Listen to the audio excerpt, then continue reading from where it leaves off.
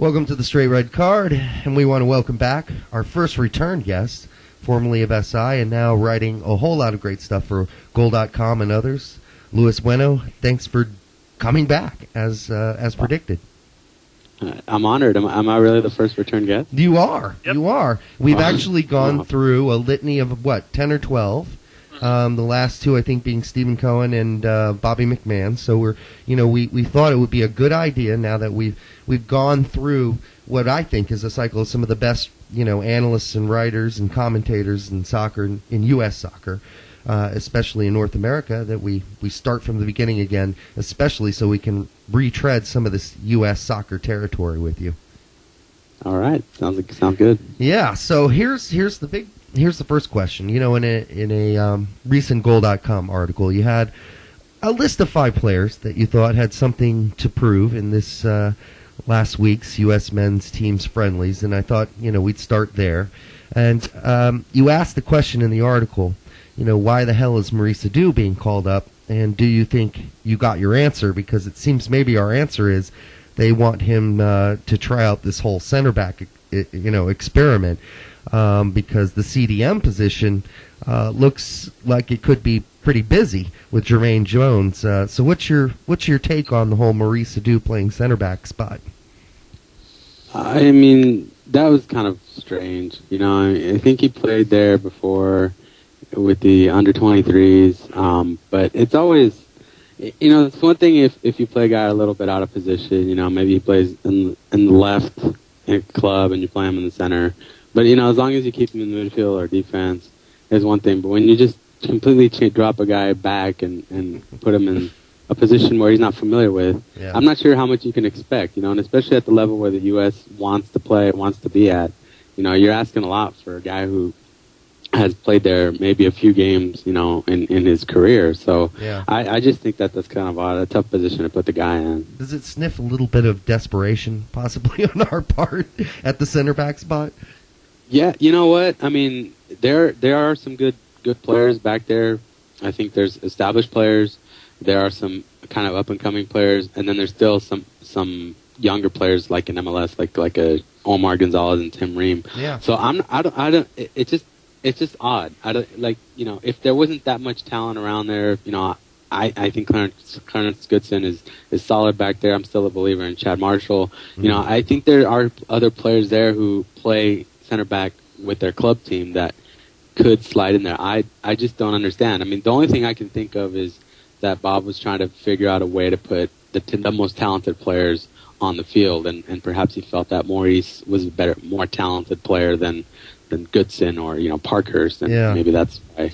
Well, it's been pointed out to us by some fun-loving big soccer poster that Bob really wanted to avoid calling up any of the MLS players outside the 2 FC Dallas players that joined mid camp with them, which we actually alluded to.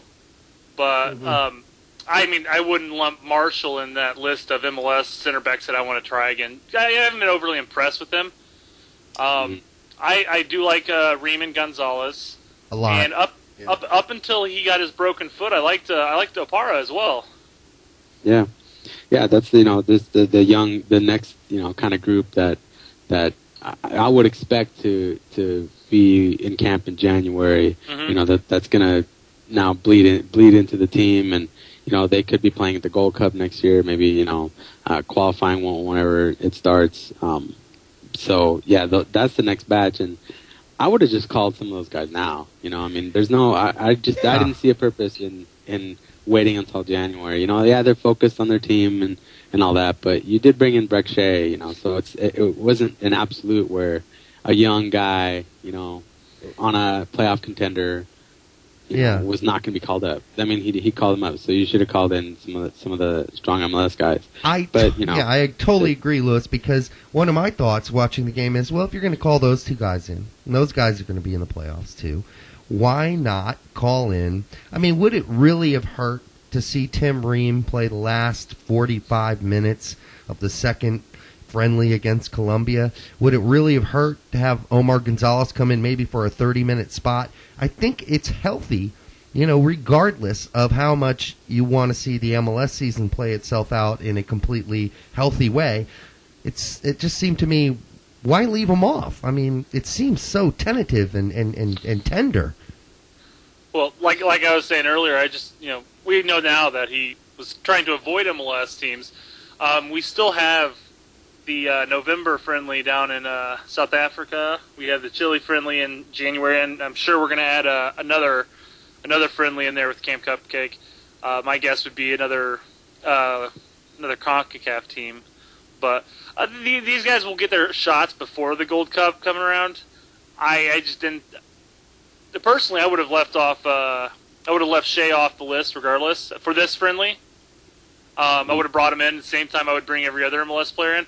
I do agree with bringing in Pierce because that left back situation is something we do have to address as well as the center back. But let's address one thing at a time, I would say. Yeah, I mean, there's a difference. You bring in Pierce, versus, like even Breck Shea. Pierce has been there. Once upon a time, he performed at a kind of a high level for the U.S., and so you're giving the guy another chance. I didn't really have a problem with that. I'm a firm believer you let guys play themselves off the team instead of just ruling them out altogether. The experienced players. So that was fine. But as far as this next game in South Africa, it's like, okay, are you going to call the young guys? Probably not. The MLS teams that won't, because I think it's the Wednesday before MLS Cup. So. Right. Depends on who's in the cup. Yeah. Yeah. So obviously, if the Galaxy gets eliminated early, then obviously Landon is available, or let's say Gonzalez would come too. Yeah. I mean, it's just kind of strange. Like, would he bring a guy like Gonzalez along to South Africa? You didn't want to bring him to Chicago or Philly, so are you going to take him halfway around the world for a one-off match? Yeah. I see what you're saying, but he did also include him in the Brazil friendly as well. So I believe Gonzalez played the entire game in the Brazil friendly. He did. So I think Bob is really looking at him as a serious option. If LA's out, I see him going. Yeah, I think Buttle will go too. But just to jump forward, Lewis. But I mean, you kind of openly asked in one of your articles about Jermaine Jones before the friendlies, how much can Jones offer the United States national team? And he said he was maybe getting a little old. And, of course, we've got a lot of guys that are getting a little old. Boca, Dolo, Dempsey, Landon, Gooch. I mean, you can go down the line. And he will be 33 the next World Cup. But after what you saw, do you still have questions? My only question is why couldn't they have gotten him earlier?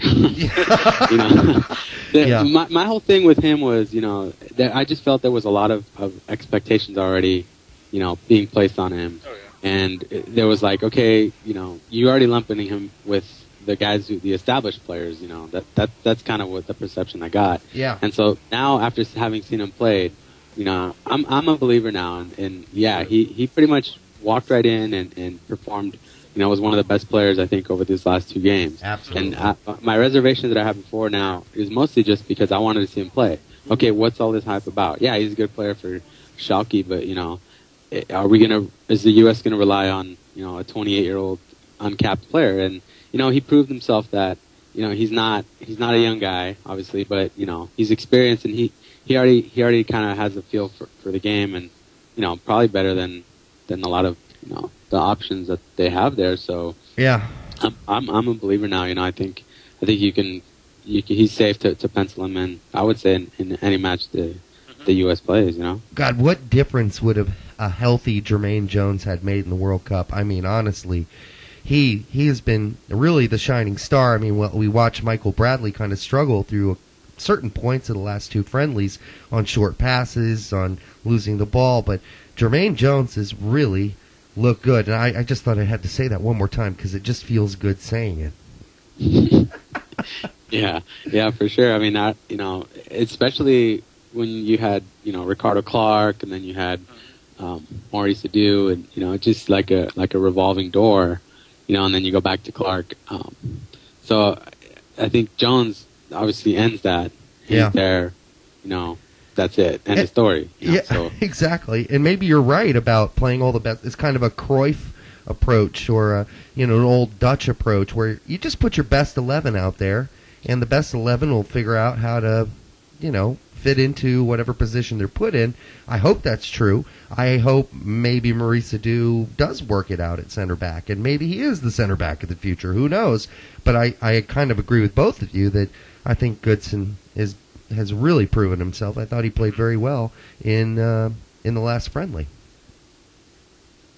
Yeah, and I think even Michael Parker's, kind of showed enough to at least, maybe, get another call and continue, giving him the opportunity to play. I mean, I thought he held himself pretty well. While we're talking about, just real quickly, defensive players that impressed, I was really impressed with Lehigh's second half. Very energetic. I mean, there was some raw parts of his game, but I mean, you really saw. I mean, he looked comfortable with the ball. He looked comfortable on his first cap, and it was refreshing to see compared to Shea's first cap. Yeah. Yeah, it was like the opposite of where Shea was nervous and he couldn't really settle down. Lehigh just slipped right in, and he was just like unfazed by it all. And you look at their club. Where their club season are going, Lehigh's not playing that much, and Shea's, a solid contributor for a strong team. You would think it'd be the other way around. The guy who's not playing that much is coming in a little uncertain, but no, Lehigh definitely, deserved more, won himself more call-ups. I would think. What I liked about Lehigh was that, unlike Shea, Lehigh had some moments where. Both Shea and Lehigh had some competency issues on the ball, here and again. But the difference is that Lehigh brought this determination, this energy. And Breck Shea just kind of walked around like a zombie for me for most of the game. And that's what I want to see. At least if you can't play your best, maybe you got some nerves or kind of creeping up on you, at least Lehigh, even with those nerves, he still played, balls out, as they say. Yeah, and that's that like I said, that's what you want to see. Just a hustle and just play your hardest, and try and get past that nervousness, because obviously for a young guy that's asking a lot. Whether it's a meaningless friendly against Colombia in October with nothing really around the corner, or an important game against maybe a bigger team. Like Omar had against Brazil, for their first opportunity. You just want to see that energy and that hustle. And I'm not going to write Breck Shea off, obviously, but I think the next time he comes in, you're already going to have a notion of, okay, this guy has to show better. Yeah. Versus Lehigh's coming in, and you're thinking, all right, let's see, okay, let's get past this now. Let's really consider him as a player who can contribute now, instead of let's see what he can bring to the table, because he already showed in his little spurt what he can bring to the table.